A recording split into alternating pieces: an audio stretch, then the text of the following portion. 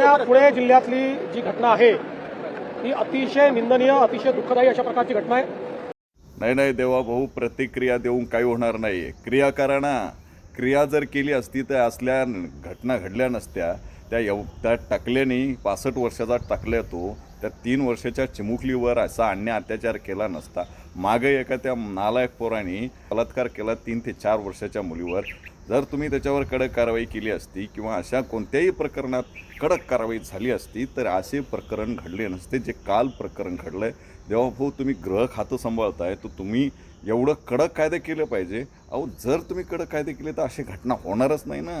पण तुम्ही काय करतात, ते लोक क्रिया करतात आणि तुम्ही लोक प्रतिक्रिया करतात आणि प्रतिक्रिया करून तुम्ही एवढंच करतात, आम्ही याच्यात कडक कायदा करू, आम्ही याला कडक शिक्षा करू। कधी करताय कधी आणखीन 10-12 घटना घडल्याच्या नंतर कडक कायदा होणार किंवा कडक शिक्षा होणार असं? अहो, त्यांना एन्काउंटर करा, त्यांच्या नग्न त्यांची मिरवणूक काढा, सगळ्या गावागावामध्ये शहरामध्ये त्यांना नग्न फिरवा, त्यानंतर त्यांना कळणार की नको बाबा, अशा घटना जर कोणी केल्या तर अशा प्रकारची कडक शिक्षा होती।